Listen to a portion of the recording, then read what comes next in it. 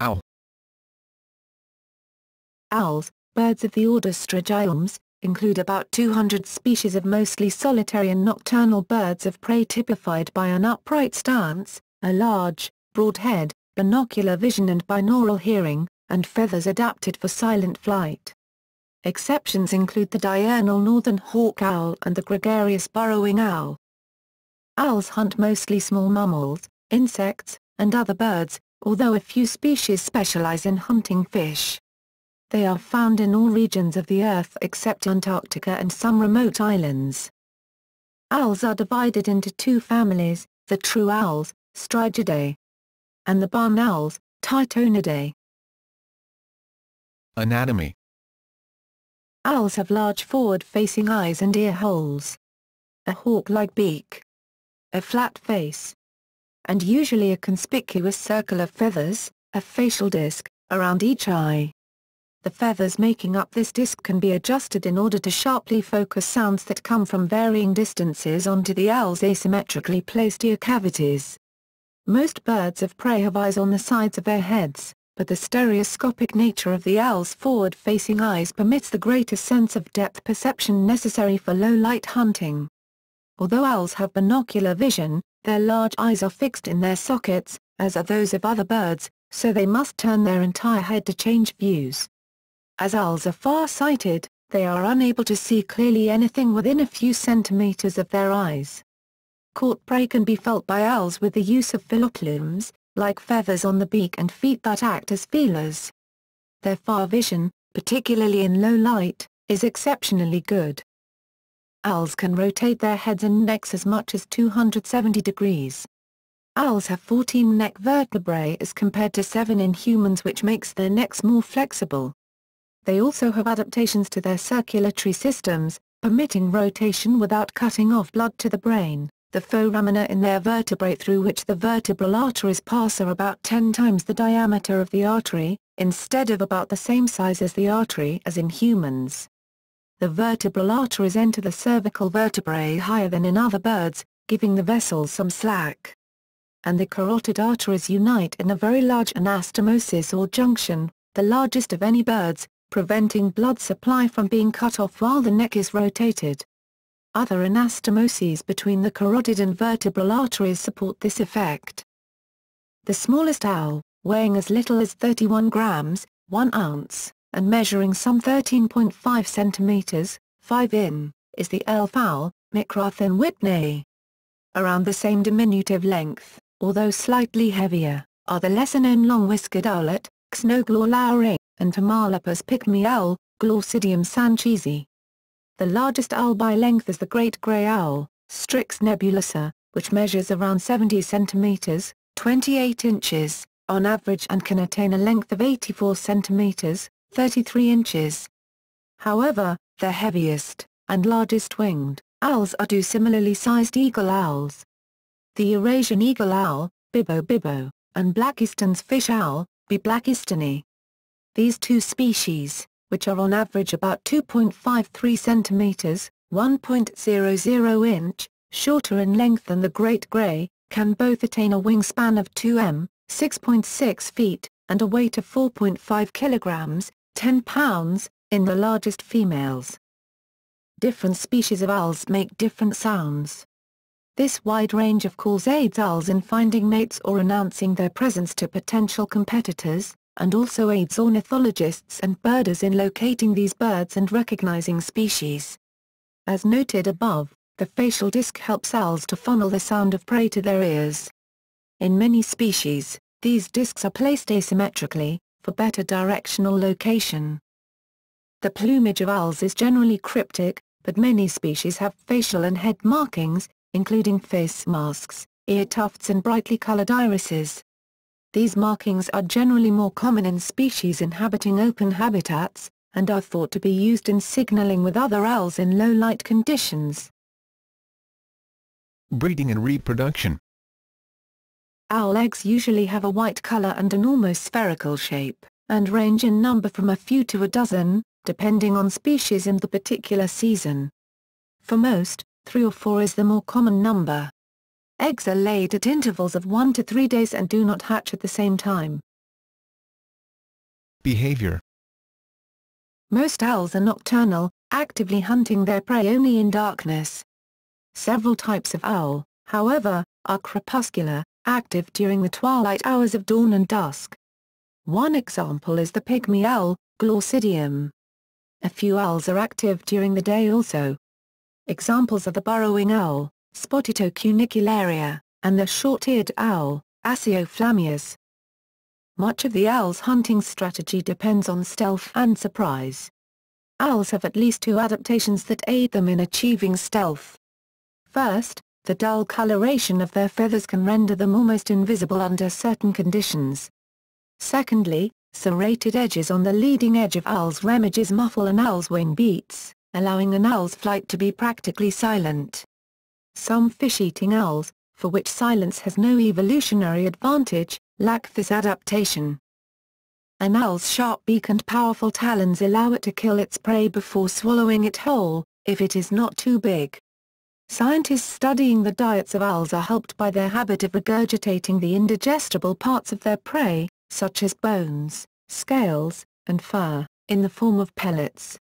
These owl pellets are plentiful and easy to interpret, and are often sold by companies to schools for dissection by students as a lesson in biology and ecology. Adaptations for hunting. All owls are carnivorous birds of prey and live mainly on a diet of insects and small rodents such as mice, rats and hares. Some owls are also specifically adapted to hunt fish. They are very adept in hunting in their respective environments. Since owls can be found in nearly all parts of the world and across a multitude of ecosystems, their hunting skills and characteristics vary slightly from species to species, though most characteristics are shared among all species. Flight and feathers. Most owls share an innate ability to fly almost silently and also more slowly in comparison to other birds of prey. Most owls live a mainly nocturnal lifestyle, and being able to fly without making any noise gives them a strong advantage over their prey that are listening for any sign of noise in the dark night. A silent, slow flight is not as necessary for diurnal and crepuscular owls, given that prey can usually see an owl approaching. While the morphological and biological mechanisms of this silent flight are more or less unknown, the structure of the feather has been heavily studied and accredited to a large portion of why they have this ability. Owls' feathers are generally larger than the average bird's feathers, have fewer radiates, longer pendulum, and achieve smooth edges with different rachis structures. Serrated edges along the owl's remiges bring the flapping of the wing down to a nearly silent mechanism. Research has shown that the serrations are more likely reducing aerodynamic disturbances, rather than simply reducing noise.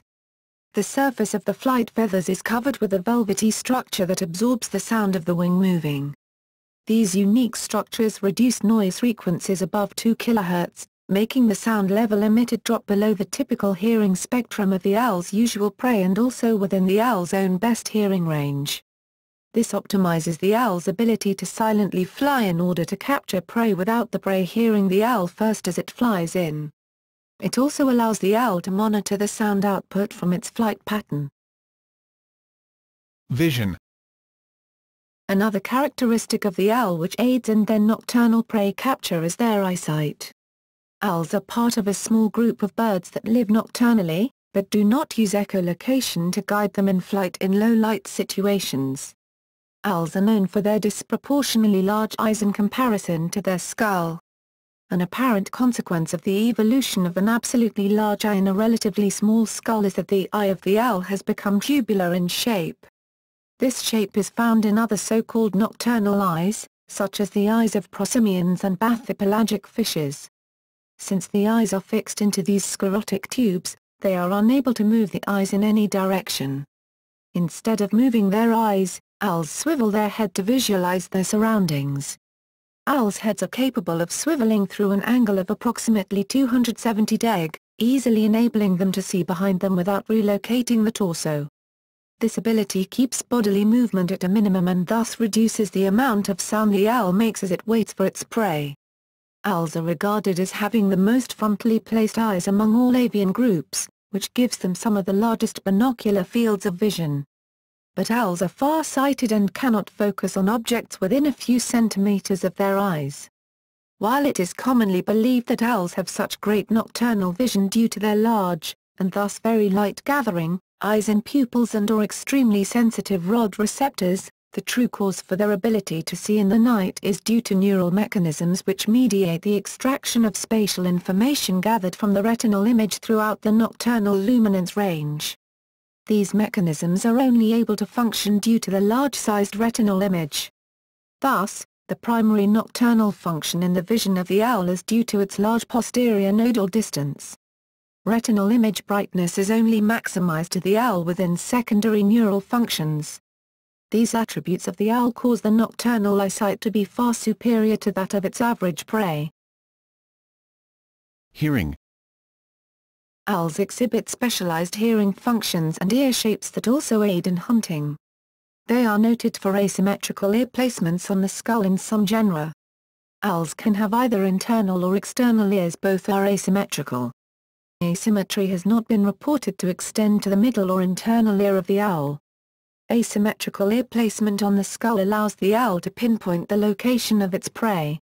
This is especially true for strictly nocturnal species such as the barn owl's Tyto or Tengmalm's owl. With ears set at different places on its skull, an owl is able to determine the direction from which the sound is coming by the minute difference in time that it takes for the sound waves to penetrate the left and right ears.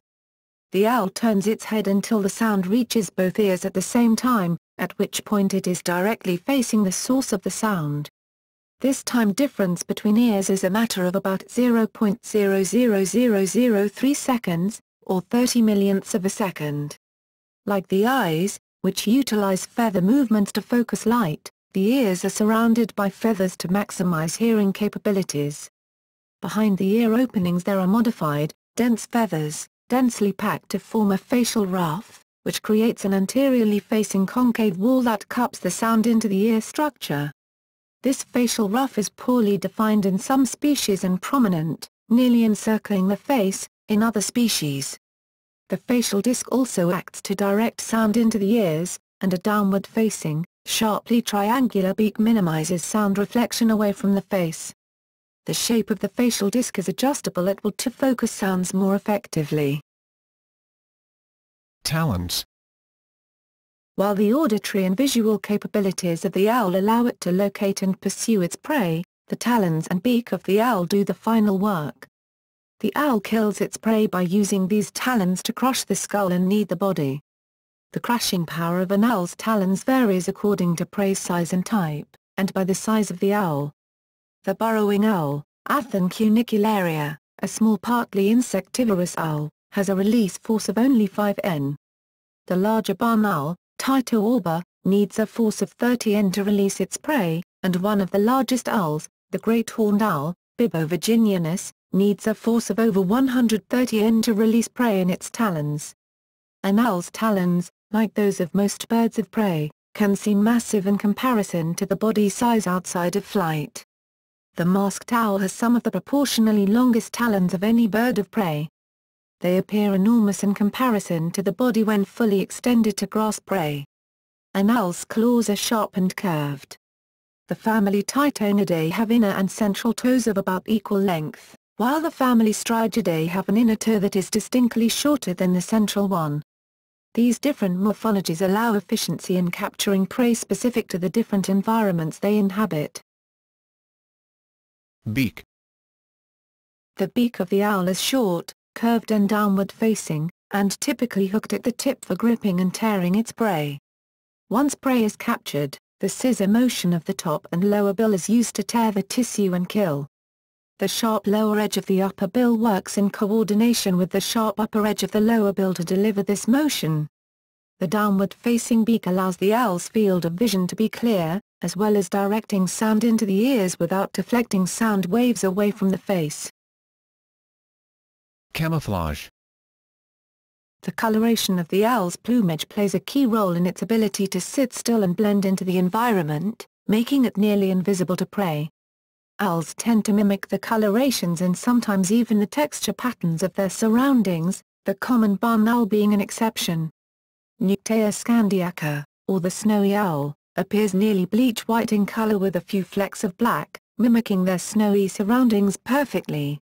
Likewise, the muted wood owl, Strix ocellata, displays shades of brown, tan and black, making the owl nearly invisible in the surrounding trees, especially from behind.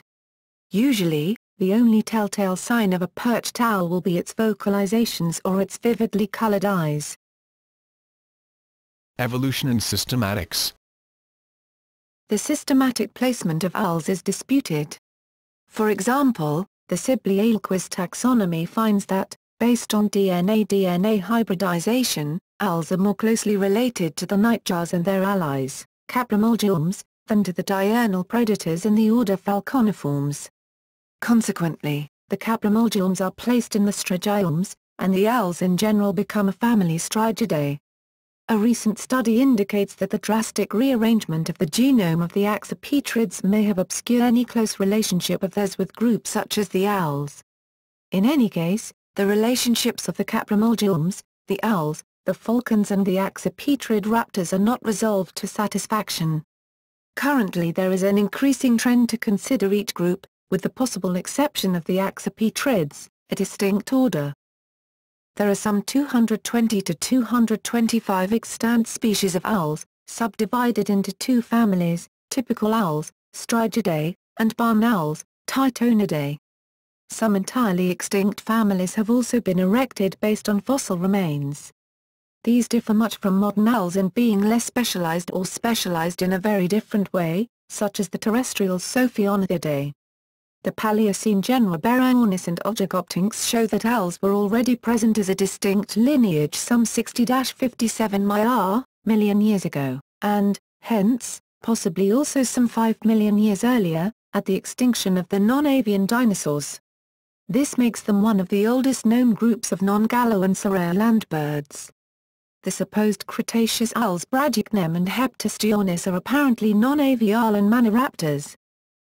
During the Paleogene, the Strigiformes radiated into ecological niches now mostly filled by other groups of birds.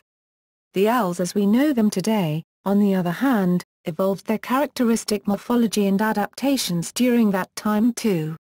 By the early Neogen, the other lineages had been displaced by other bird orders, leaving only barn owls and typical owls.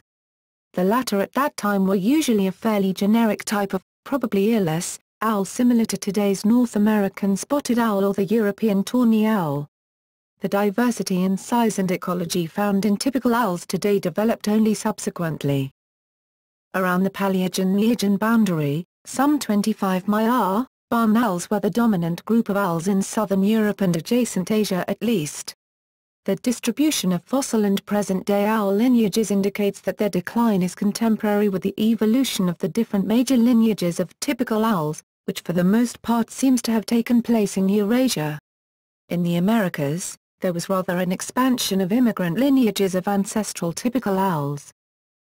The supposed fossil herons R. d. perplexa, Middle Miocene of Sanzin, France, and R. d. lignitum, Late Pliocene of Germany, were more probably owls. The latter was apparently close to the modern genus Bibbo. Judging from this, the late Miocene remains from France described as R. d. aliensis should also be restudied. The Macellastaridae, some of which were initially believed to be basal Strigiformes, are now generally accepted to be diurnal birds of prey showing some convergent evolution towards owls. The taxa often united under Strigogyps were formerly placed in part with the owls, specifically the Sophionidae. They appear to be Amagonornithidae instead. For fossil species and paleosubspecies of extant taxa, see the genus and species articles. Unresolved and basal forms, all fossil. Burrowing, Late Paleocene of France, basal. Sophionidae, Strigiformes Gen A April. Indit. Late Paleocene of Tsiga, Kazakhstan, Paleoglor, Middle, Late Eocene of WC Europe, own family Paleoglorsidae or Strigidae, Paleobias, Late Eocene Early Oligocene of Quercy, France, Titonidae.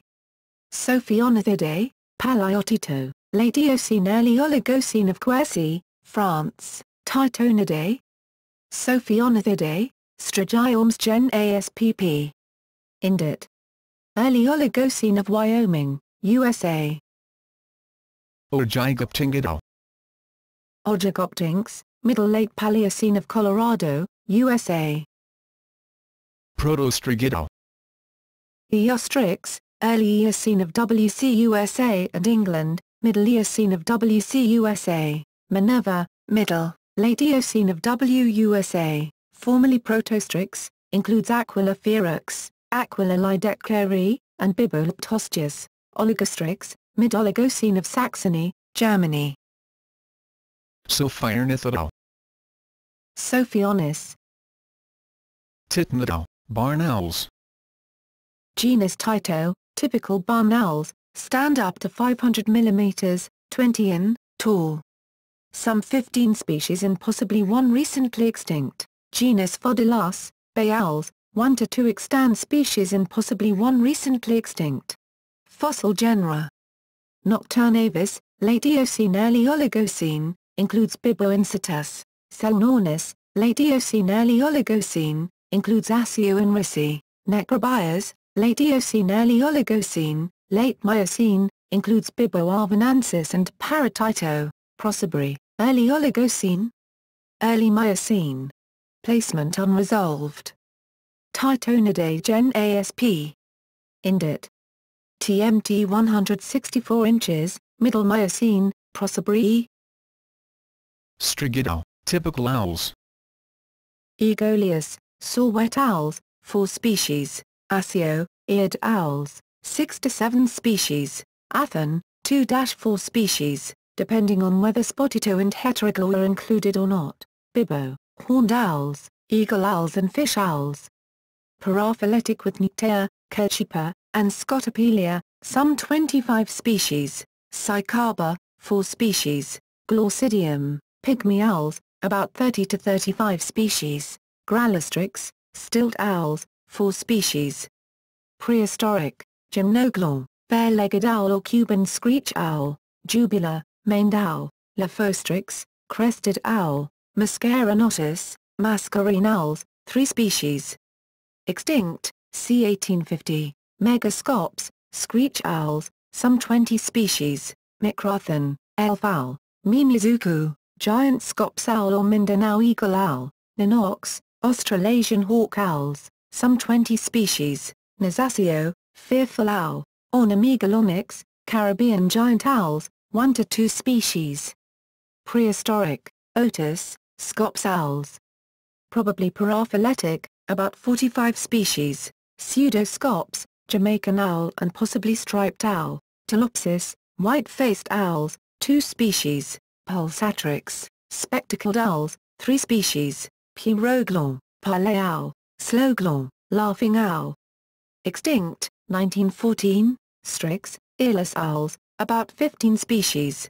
Cernia, northern hawk owl. Uruglon, Papuan hawk owl. Xnoglon, long-whiskered owlet. Fossil genera. Meorglon, late Oligocene. Early Miocene of WC Europe, includes Bibopoireri. Intutula, early middle.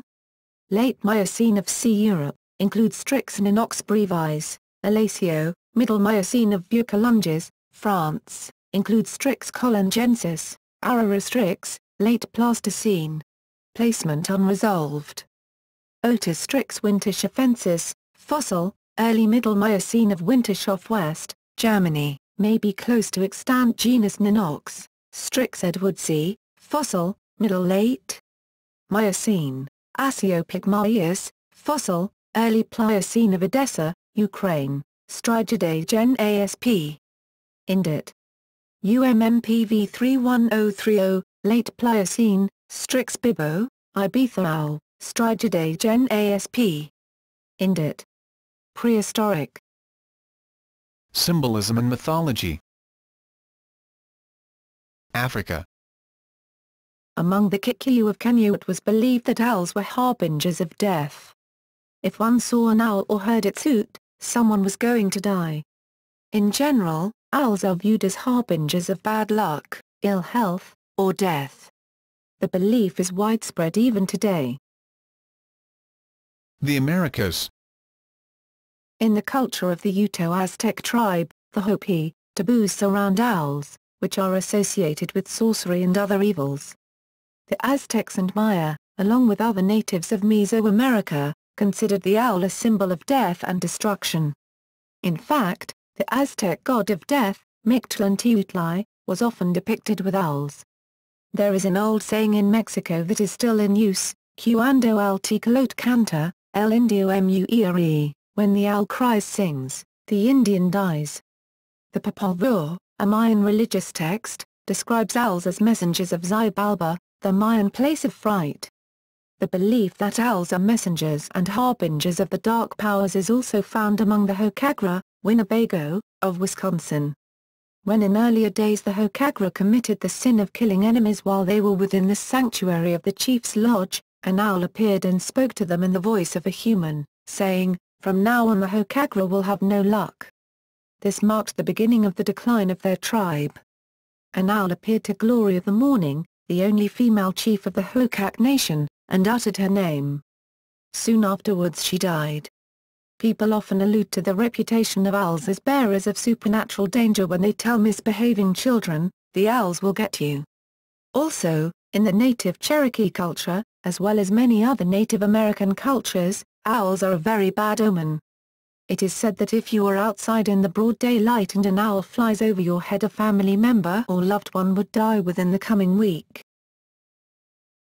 Middle East. In Arab mythology, owls are seen as bad omens. Hinduism. In Hinduism, an owl is the Vahana, mount, of the goddess Lakshmi. Western culture. The modern West generally associates owls with wisdom. This link goes back at least as far as ancient Greece, where Athens, noted for art and scholarship, and Athena, Athens' patron goddess and the goddess of wisdom, had the owl as a symbol. Marija Gimbutas traces veneration of the owl as a goddess, among other birds, to the culture of Old Europe, long predating Indo-European cultures. T.F. Thistleton Dyer in his Folklore of Shakespeare says that from the earliest period it has been considered a bird of ill omen, and plainly tells us how, on one occasion, even Rome itself underwent a lustration, because one of them strayed into the capital. He represents it also as a funereal bird, a monster of the night, the very abomination of humankind. Virgil describes its death howl from the top of the temple by night, a circumstance introduced as a precursor of Dido's death. Ovid too, constantly speaks of this bird's presence as an evil omen. And indeed the same notions respecting it may be found among the writings of most of the ancient poets. A list of omens drear in John Keats' Hyperion includes the gloom bird's hated screech. Pliny the Elder reports that owls' eggs were commonly used as a hangover cure. In France, Belgium and the Netherlands, where owls are divided into Eared owls, frhebouw/d. Oehos, and earless owls, frchoewert/d. Bossuil, the former are seen as symbols of wisdom while the latter are assigned the grimmer meaning. 3 Canadian provinces have owls as provincial symbols, the great horned owl in Alberta, the great grey owl in Manitoba, and the snowy owl in Quebec. 3 owls appear on the coat of arms of the English city of Leeds, as the crest and the 2 supporters. They are derived from the arms of the city's first alderman, Sir John Saville. Uses rodent control.